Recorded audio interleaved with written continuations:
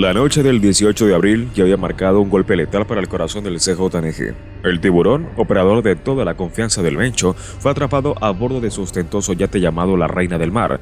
Con su captura también se aseguraron más de 800 kilogramos de droga, varios millones de dólares en efectivo, lingotes de oro y, lo más comprometedor, un servidor satelital que albergaba la arquitectura completa de su red de contrabando marítimo.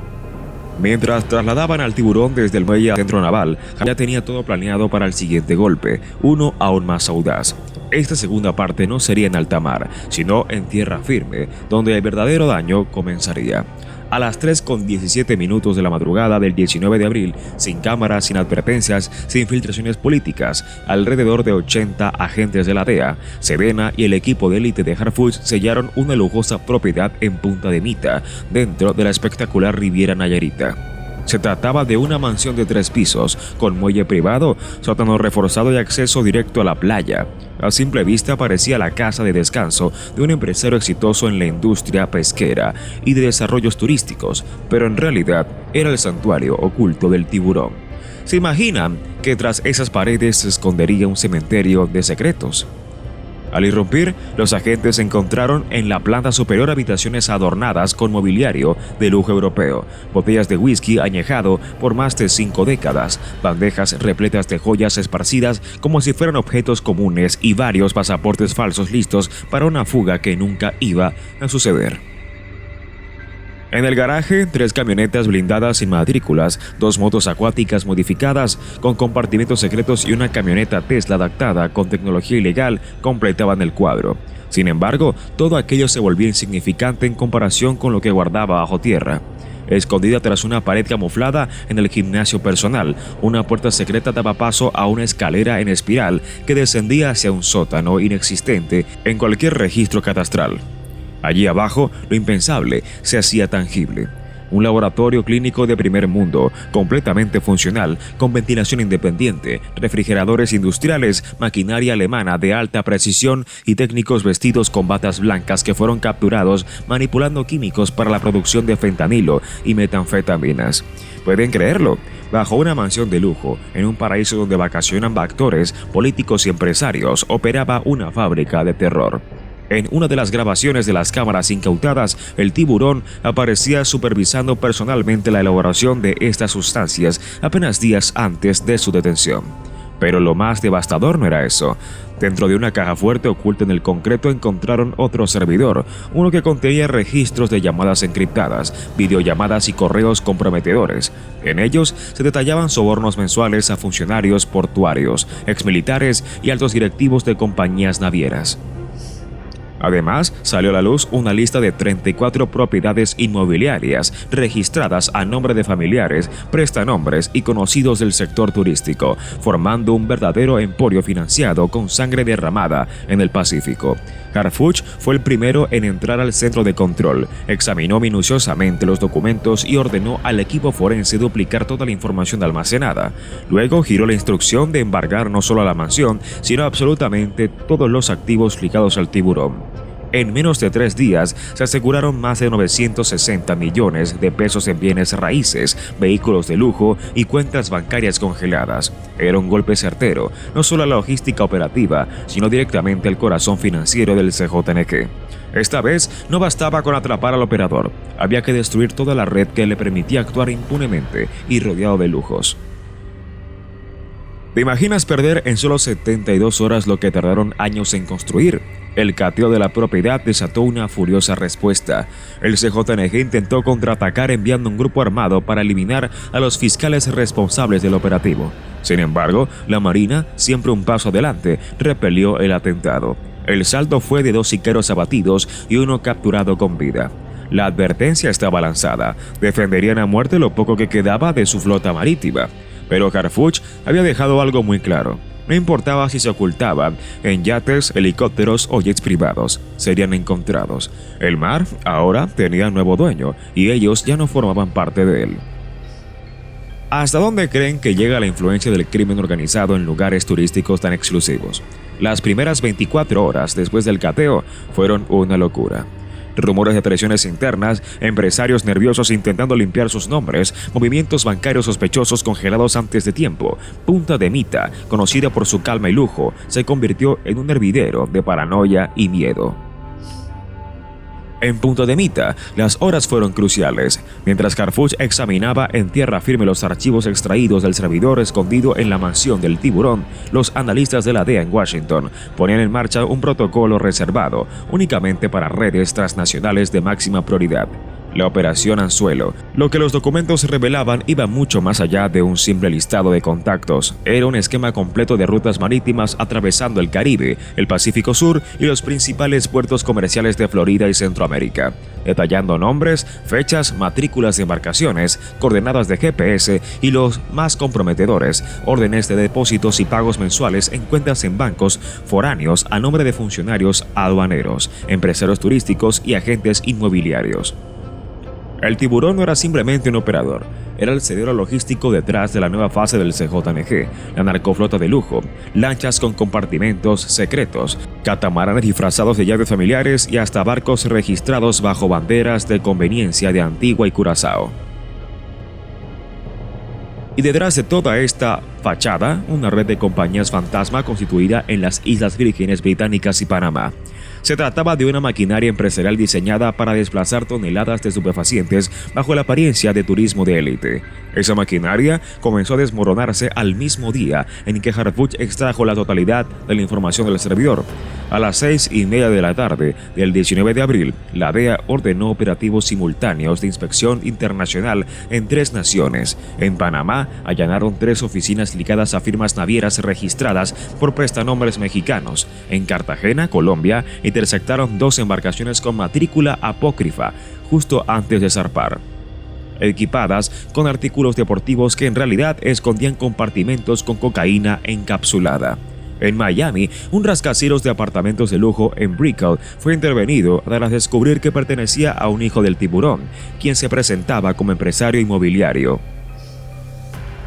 Dentro de uno de los áticos hallaron $100,000 en efectivo, pasaportes diplomáticos apócrifos y escrituras notariales firmadas tanto en México como en Colombia.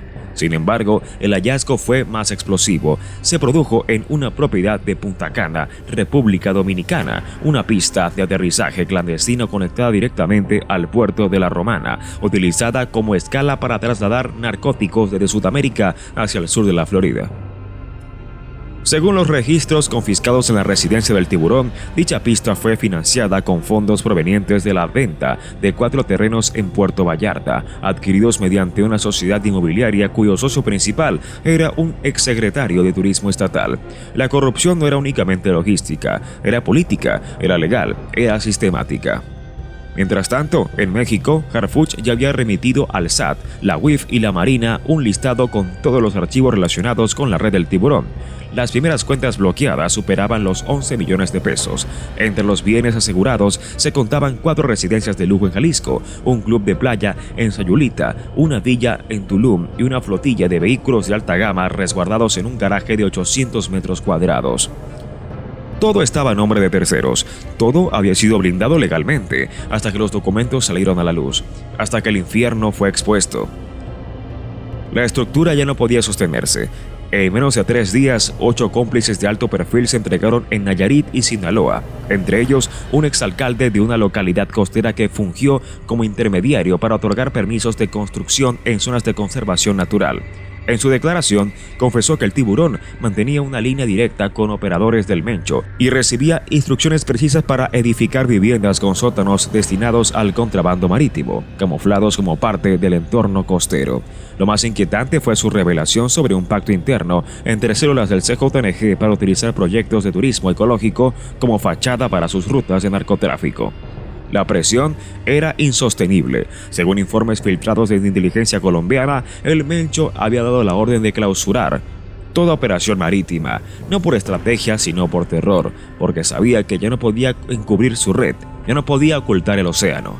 Tu equivocación no fue traficar por el océano, sino creer que nadie te vigilaba. Desde la orilla. La tercera semana de abril no se caracterizó únicamente por cateos y decomisos, sino también por infiltraciones discretas, escuchas codificadas y fotografías satelitales transmitidas desde alta mar. Mientras el CJNG intentaba remedar los huecos que dejó la caída del tiburón, el equipo de inteligencia naval de Harfuch y la DEA ya les llevaba 2 pasos de ventaja y el descubrimiento fue demoledor. Una lujosa embarcación recién partida del puerto de Cartagena, registrada en Islas Marshall, con pabellón de Bahamas y manejada por una supuesta agencia turística sin empleados, fue detectada. Su nombre, el Fantasma. Su destino, Puerto Escondido. Su carga, más de 1 tonelada de droga líquida camuflada como vino, champaña y perfumes de diseñador.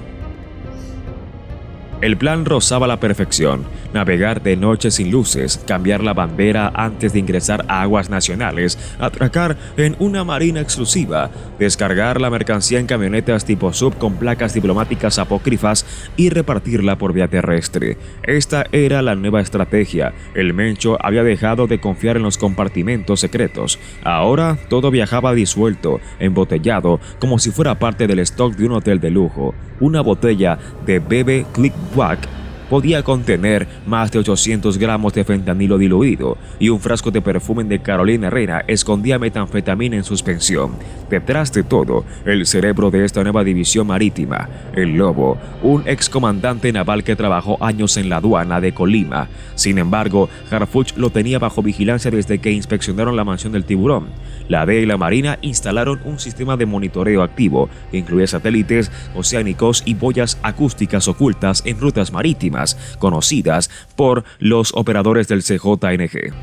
Fue precisamente una de esas boyas, ubicada a unas 2 millas de la costa de Guerrero, la que detectó la señal anómala del Fantasma. Aunque no emitía GPS, su radar respiraba, y esa fue la pista. A las 4:30 de la madrugada del 20 de abril, un escuadrón combinado de la Marina y comandos de élite, liderados personalmente por Harfuch, abordó el yate a 6 kilómetros de la costa. No hubo intercambio de disparos ni persecución. Fue una intervención quirúrgica. Los tripulantes, sorprendidos con copas en mano, no alcanzaron a destruir ninguna evidencia. Dentro de la bodega se hallaron 1.150 botellas adulteradas, cada una con un código QR alterado y etiquetas de importación falsificadas. El cargamento equivalía a más de 700 millones de pesos en narcóticos, pero el hallazgo más importante no fue la droga, sino lo que escondía la cabina del mando. Un maletín con 6 pasaportes, 4 chips satelitales y un contrato de compraventa de una nueva embarcación aún en construcción en Panamá. El Mencho no planeaba rendirse. Ya había financiado un segundo yate de menor tamaño, basado en Costa Rica, preparado para reiniciar el circuito de distribución. Esto obligó a Harfuch a intensificar la operación. En pocas horas, la DEA ejecutó órdenes de arresto contra 10 socios navieros en Miami y Cartagena. En México, 4 marinas privadas fueron clausuradas y se emitieron órdenes de aprehensión contra 2 agentes portuarios y un subsecretario de Turismo estatal, quienes facilitaron permisos para fondear barcos fantasmas en reservas ecológicas. La estructura criminal se desmoronaba y el Mencho, escondido en la sierra, observaba cómo su brazo marítimo era desmantelado en tiempo real, sus naves inmovilizadas, sus rutas neutralizadas, sus operadores traicionados. Con el tiburón aislado, ya no quedaban almirantes para su flota delictiva. El golpe más demoledor llegó después. Una filtración desde la cárcel, donde permanece recluido el tiburón, reveló que su abogado, durante una visita privada, le mostró en un teléfono cifrado las imágenes del yate, el Fantasma siendo remolcado por la Marina rumbo al puerto de Acapulco. Al verlas, el capo no gritó ni lloró. Solo pronunció 3 palabras: nos están quitando todo. Y sí, efectivamente, le estaban despojando de todo, porque el mar, que durante años fue terreno del narcotráfico, ahora tenía un nuevo dueño y su nombre era Harfuch. El 20 de abril no amaneció como un día cualquiera en los puertos del Pacífico mexicano. A simple vista, la costa parecía tranquila. Las olas se rompían contra la arena como siempre. Los pescadores preparaban sus redes como cada mañana. Pero en los pasillos internos de la Marina y en las zonas restringidas de los puertos, la historia era otra. Un imperio entero se había comenzado a hundir. En los despachos de inteligencia naval se percibía un ambiente de tensión espesa, cortante, como antesala de una tempestad. La información era contundente, implacable y no dejaba margen de equivocaciones. El CJNG había puesto en marcha su carta final, la más desesperada y brutal. No podían recuperar sus embarcaciones, tampoco reactivar sus rutas, mucho menos rescatar al tiburón, ahora aislado, derrotado y convertido en un manantial inagotable de confesiones. Ante ello, Mencho, herido en su amor propio, derrumbado en su vanidad, optó por la única lógica que le quedaba: incendiar la costa con un ataque suicida que sacudiera a las fuerzas federales, enviando un mensaje de pavor que demostrara que, incluso derrotado, aún podía asestar golpes. La orden no fue discreta, fue un grito filtrado entre las células que ya dudaban entre obedecer o desertar. El blanco era claro, específico y simbólicamente devastador: perpetrar un atentado contra las instalaciones de la Marina en Manzanillo, Colima, donde días atrás se habían almacenado las pruebas confiscadas durante los operativos contra la red del tiburón, incluyendo servidores, cargamentos asegurados, equipos de navegación intervenidos y grabaciones cifradas de rutas del Pacífico. Mencho quería reducir ese sitio a escombros, borrar su vergüenza con fuego y metralla, como había hecho en Michoacán, como cuando aún se sentía dueño del territorio. Lo que ignoraba era que Harfuch ya lo había anticipado, no por intuición ni por suerte, sino mediante estrategia pura, análisis detallado e infiltrados a lo largo de toda la cadena criminal, porque el CJNG ya no hablaba en códigos, hablaba en desesperación, y en la desesperación los códigos se olvidan y la ruta completa queda al descubierto. A las 4:13 de la madrugada, una pipa disfrazada con placas falsas atravesó el corredor industrial rumbo a las cercanías del puerto de Manzanillo. Simulaba ser un camión de suministros de alimentos congelados, pero en realidad transportaba 900 kilogramos de explosivos industriales, escondidos bajo láminas falsas de hielo seco y cajas etiquetadas con sellos ficticios de una empresa inexistente. A bordo, 4 sicarios del CJNG, entrenados para detonar el vehículo al pasar el punto de inspección y abrir fuego contra quien intentara detenerlos. Era una misión suicida diseñada para no escapar ni robar, sino para hacer volar una instalación militar de alta seguridad y asesinar a decenas de marinos. Una acción desesperada que oficialmente transformaba al CJNG en una agrupación de tipo terrorista. Pero jamás lo lograron. Harfuch ya había cercado la zona antes de que el camión siquiera se activara. Desde 24 horas antes, el área estaba bajo un operativo sigiloso de varias capas: francotiradores ocultos en azoteas, vigilancia satelital, drones de reconocimiento térmico, comandos de élite autorizados para disparar sin advertencia y mapas anticipados de las rutas posibles de infiltración. Cuando el vehículo alcanzó la entrada al complejo, no transcurrieron más de 5 segundos antes de que el conductor recibiera un disparo preciso que perforó el parabrisas como un rayo. El camión se detuvo abruptamente. Los demás sicarios intentaron descender, pero fueron abatidos de inmediato. No hubo oportunidad de encender la carga, no hubo enfrentamiento. Fueron eliminados antes de acercarse siquiera a la base. Los explosivos fueron neutralizados por la unidad antiterrorista sin registrar una sola baja. El atentado fue abortado. El CJNG quedó expuesto. Ya no eran traficantes, ya no eran operadores, eran un grupo desesperado intentando incendiar el país desde las ruinas de su imperio. Y ese fue el argumento definitivo, el detonante que necesitaba Harfuch para poner en marcha el cerco más estricto desde el inicio de la guerra contra el narco, la Operación Escudo Azul. En menos de 12 horas, todos los puertos del Pacífico fueron militarizados, desde Baja California hasta Chiapas, atravesando Guerrero, Colima, Nayarit y Oaxaca. Se inspeccionaron 143 embarcaciones de uso turístico, se incautaron motores, mapas de navegación, rutas electrónicas e incluso aplicaciones de geolocalización instaladas en yates que anteriormente no eran más que caprichos de lujo para élites criminales. El mar dejó de ser un territorio libre, ahora tenía un nuevo amo, y ya no era el Mencho. El mensaje fue claro e inapelable: nada se escaparía ya de la costa, cada radar operaba al máximo, cada patrón de navegación era cotejado en bases de datos, y cada capitán con movimientos sospechosos eran interrogado antes de permitir el ataque. En menos de 48 horas, el CJNG no solo perdió su dominio marítimo, sino también su última vía de ingreso limpio. Su red de lavado marítimo quedó desmantelada, su capacidad para traficar cocaína en botellas de champán, metanfetamina líquida en frascos de perfume o fentanilo oculto en compartimentos de yates desapareció. Lo perdieron todo, porque jamás calcularon que alguien como Harfuch no solo estaba decidido a cazarlos, sino también a borrarles la costa, el mar y hasta el oxígeno. Ese mismo día, la DEA envió un informe urgente a Washington con una frase que ya corría como un eco por las salas cerradas de inteligencia de los carteles. Los de Ocean, el CJNG, ese imperio que se creía dueño de tierra, cielo y mar, había sido lanzado al desierto. Ya no tenían rutas, ni flota, ni bandera. Mientras tanto, el Mencho, refugiado en su escondite en la sierra, escuchaba los informes que describían como su última respuesta se había derrumbado. Como sus operadores eran capturados antes de actuar, como el océano se cerraba sobre ellos como una trampa de hierro, solo pudo apretar la mandíbula y enfrentar la amarga verdad. El océano ya no le pertenecía. Ahora el Pacífico tiene un nuevo nombre, y ese nombre es Harfuch. En los siguientes días, el cerco no solo se mantuvo, sino que se cerró aún más. Como un nudo de acero, helicópteros artillados patrullaban las costas, lanchas interceptoras recorrían las rutas pesqueras y comandos especiales se infiltraban en las comunidades costeras donde antes el CJNG se movía a placer. No había resquicio para rearmarse. Los refugios en las playas fueron arrasados uno por uno, los almacenes clandestinos vaciados, las cuentas bancarias utilizadas para lavado de activos congeladas sin previo aviso.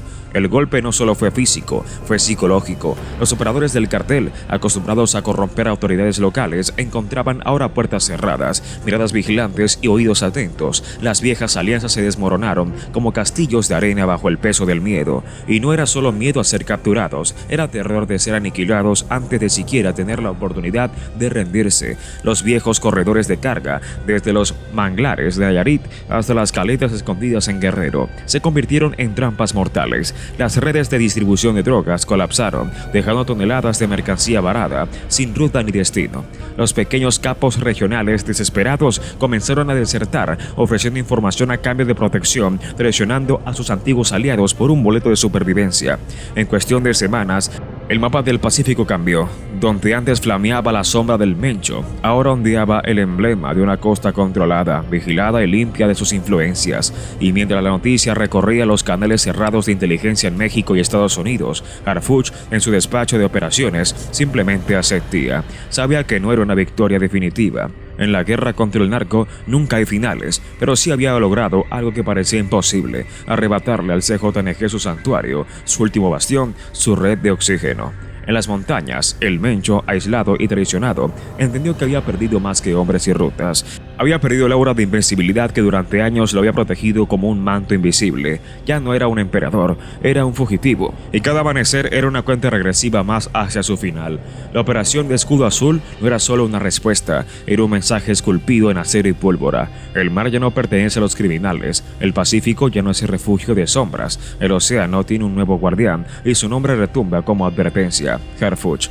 El impacto no tardó en sentirse más allá de las costas. En la capital, los círculos de poder comenzaron a reacomodarse. Gobernadores, empresarios y mandos medios que antes se movían cómodos en la ambigüedad de los pactos silenciosos, ahora se veían obligados a redefinir lealtades. Ya no era rentable mirar hacia otro lado, ya no era seguro jugar a dos bandos. El nuevo escenario exigía definiciones claras: o estaban con el Estado o eran arrastrados en la purga que Harfuch había puesto en marcha. Las agencias internacionales, por su parte, celebraban en privado. Los reportes cruzados entre la DEA, la CIA y la Europol hablaban de una fractura sin precedentes en la estructura financiera del CJNG.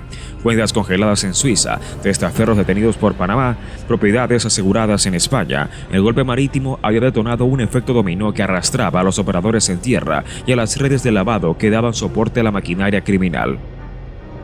Pero aunque el balance era aplastantemente positivo, en los despachos de inteligencia también sabían que la bestia herida era más peligrosa.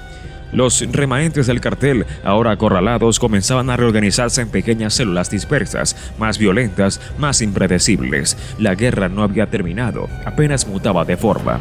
Mientras tanto, en las comunidades costeras, la vida diaria empezaba a cambiar lentamente. Las calles, antes dominadas por el silencio cómplice, volvían a escuchar risas de niños, mercados abiertos sin miedo, pescadores que regresaban al mar sin pagar cuotas extorsivas. La gente, acostumbrada a sobrevivir entre amenazas veladas y balaceras nocturnas, empezaba a conquistar sus espacios, aunque aún con la prudencia de quien sabe que las heridas tardan en sanar. En las reuniones secretas del círculo más cercano de Harfuch, el mensaje era claro: mantener la presión, no retroceder ni un solo paso. Sabían que, en el momento en que aflojaran el cerco, el vacío sería ocupado de nuevo, porque en el mundo del narco, el poder nunca queda deshabitado por mucho tiempo. Mientras tanto, en su escondite en la sierra, el Mencho elaboraba planes desesperados. Envió emisarios, intentó reactivar viejos contactos en Sudamérica, buscó abrir rutas alternativas por Centroamérica, pero todo se encontraba bloqueado, controlado, sellado. Las mismas organizaciones que alguna vez le juraron lealtad ahora negociaban su rendición o simplemente desaparecían, entendiendo que el nuevo orden no ofrecía espacio para romanticismos criminales. Los rumores decían que el Mencho, en su desesperación, pensaba en un acto final de brutalidad para recuperar su nombre, para resurgir como una figura de leyenda entre los suyos. Un golpe desproporcionado, un ataque que sembrara terror y dejara claro que aún respiraba. Pero los días pasaban y cada intento de reorganización era anticipado y neutralizado por los hombres de Harfuch, que parecían estar siempre un paso adelante, como si leyeran cada movimiento antes de que sucediera. Con su captura también se aseguraron más de 800 kilogramos de droga, varios millones de dólares en efectivo, lingotes de oro y, lo más comprometedor, un servidor satelital que albergaba la arquitectura completa de su red de contrabando marítimo. Mientras trasladaban al tiburón desde el muelle al centro naval, ya tenía todo planeado para el siguiente golpe, uno aún más audaz. Esta segunda parte no sería en alta mar, sino en tierra firme, donde el verdadero daño comenzaría. A las 3:17 de la madrugada del 19 de abril, sin cámaras, sin advertencias, sin filtraciones políticas, alrededor de 80 agentes de la DEA, Sedena y el equipo de élite de Harfuch sellaron una lujosa propiedad en Punta de Mita, dentro de la espectacular Riviera Nayarita. Se trataba de una mansión de 3 pisos, con muelle privado, sótano reforzado y acceso directo a la playa. A simple vista parecía la casa de descanso de un empresario exitoso en la industria pesquera y de desarrollos turísticos, pero en realidad era el santuario oculto del tiburón. ¿Se imaginan que tras esas paredes se escondería un cementerio de secretos? Al irrumpir, los agentes encontraron en la planta superior habitaciones adornadas con mobiliario de lujo europeo, botellas de whisky añejado por más de 5 décadas, bandejas repletas de joyas esparcidas como si fueran objetos comunes y varios pasaportes falsos listos para una fuga que nunca iba a suceder. En el garaje, 3 camionetas blindadas sin matrículas, 2 motos acuáticas modificadas con compartimentos secretos y una camioneta Tesla adaptada con tecnología ilegal completaban el cuadro. Sin embargo, todo aquello se volvía insignificante en comparación con lo que guardaba bajo tierra. Escondida tras una pared camuflada en el gimnasio personal, una puerta secreta daba paso a una escalera en espiral que descendía hacia un sótano inexistente en cualquier registro catastral. Allí abajo, lo impensable se hacía tangible. Un laboratorio clínico de primer mundo, completamente funcional, con ventilación independiente, refrigeradores industriales, maquinaria alemana de alta precisión y técnicos vestidos con batas blancas que fueron capturados manipulando químicos para la producción de fentanilo y metanfetaminas. ¿Pueden creerlo? Bajo una mansión de lujo, en un paraíso donde vacacionan actores, políticos y empresarios, operaba una fábrica de terror. En una de las grabaciones de las cámaras incautadas, el tiburón aparecía supervisando personalmente la elaboración de estas sustancias apenas días antes de su detención. Pero lo más devastador no era eso. Dentro de una caja fuerte oculta en el concreto encontraron otro servidor, uno que contenía registros de llamadas encriptadas, videollamadas y correos comprometedores. En ellos se detallaban sobornos mensuales a funcionarios portuarios, exmilitares y altos directivos de compañías navieras. Además, salió a la luz una lista de 34 propiedades inmobiliarias registradas a nombre de familiares, prestanombres y conocidos del sector turístico, formando un verdadero emporio financiado con sangre derramada en el Pacífico. Harfuch fue el primero en entrar al centro de control, examinó minuciosamente los documentos y ordenó al equipo forense duplicar toda la información almacenada. Luego giró la instrucción de embargar no solo a la mansión, sino absolutamente todos los activos ligados al tiburón. En menos de 3 días se aseguraron más de 960 millones de pesos en bienes raíces, vehículos de lujo y cuentas bancarias congeladas. Era un golpe certero, no solo a la logística operativa, sino directamente al corazón financiero del CJNG. Esta vez no bastaba con atrapar al operador, había que destruir toda la red que le permitía actuar impunemente y rodeado de lujos. ¿Te imaginas perder en solo 72 horas lo que tardaron años en construir? El cateo de la propiedad desató una furiosa respuesta. El CJNG intentó contraatacar enviando un grupo armado para eliminar a los fiscales responsables del operativo. Sin embargo, la Marina, siempre un paso adelante, repelió el atentado. El saldo fue de 2 sicarios abatidos y 1 capturado con vida. La advertencia estaba lanzada. Defenderían a muerte lo poco que quedaba de su flota marítima. Pero Harfuch había dejado algo muy claro. No importaba si se ocultaban en yates, helicópteros o jets privados, serían encontrados. El mar ahora tenía nuevo dueño y ellos ya no formaban parte de él. ¿Hasta dónde creen que llega la influencia del crimen organizado en lugares turísticos tan exclusivos? Las primeras 24 horas después del cateo fueron una locura. Rumores de traiciones internas, empresarios nerviosos intentando limpiar sus nombres, movimientos bancarios sospechosos congelados antes de tiempo. Punta de Mita, conocida por su calma y lujo, se convirtió en un hervidero de paranoia y miedo. En Punta de Mita, las horas fueron cruciales. Mientras Harfuch examinaba en tierra firme los archivos extraídos del servidor escondido en la mansión del tiburón, los analistas de la DEA en Washington ponían en marcha un protocolo reservado únicamente para redes transnacionales.